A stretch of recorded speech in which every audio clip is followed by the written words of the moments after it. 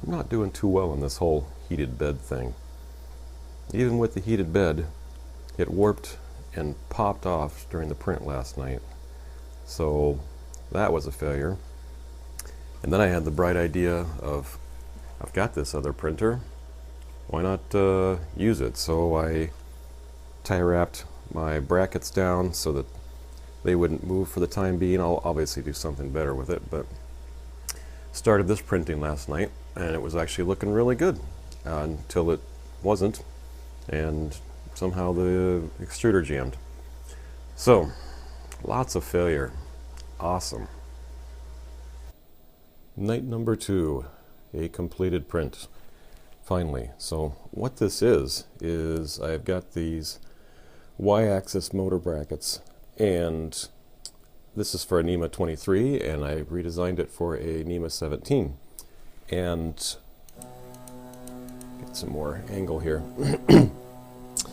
I had to do about an hour and a half of cold pulls on the hot end last night.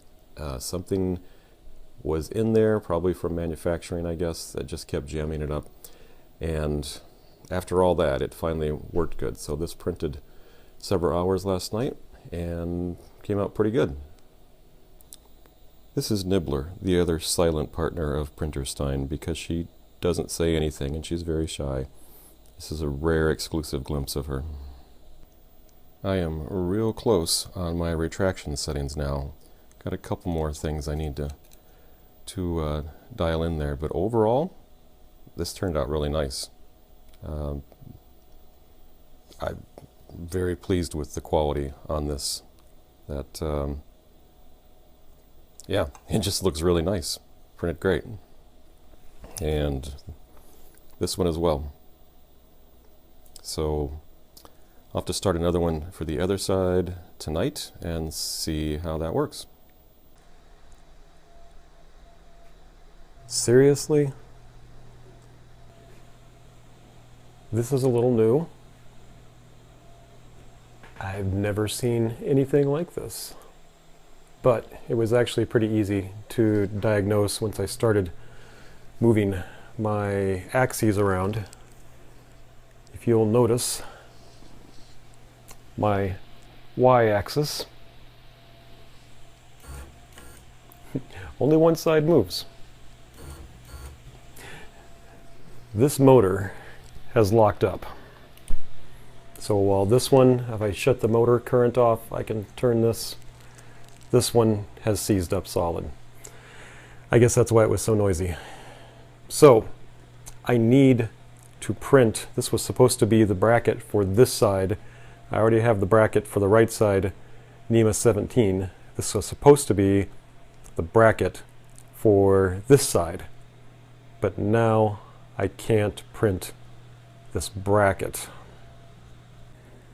I was going to try to gouge, drill, whatever you want to call it, out some NEMA 17 holes in this adapter, which seem like it's pretty solid, but this is a metric 5mm shaft with a 12mm pulley, and this is a 1/4 inch shaft.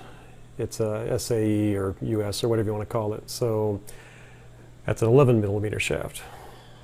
So I can't mix those, or each side isn't going to move the same distance. Well, I found another NEMA 23 that appears to be in much better shape. It's actually pretty quiet. The y-axis is much quieter than it was before. So I'm trying this again because I'd still like to put my 17s on here. So we will see how it prints tonight and find out tomorrow. This is a little more frustrating than I planned on it being. Old and busted, new hotness. This is what I'm talking about. This turned out much, much better.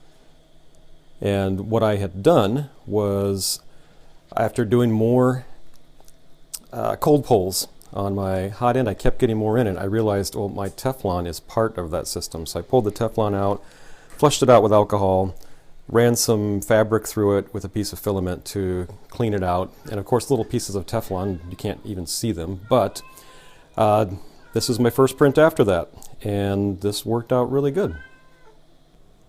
So now that I have a bracket printed on this printer for this motor, now it matches the other side. Yay! And I still have the NEMA 23s, which is fine. It's so quiet now that obviously that motor was the problem. That's what I get for using used parts. I'll never learn. Oh well. This is an awesome monument of failure. I'm going to keep this for no other reason to remind me that I don't know, you're right, I shouldn't keep it. But I like it. Looks kind of like a piece of modern art. So now that I have a functional core working, now it's time to do some actual cable management.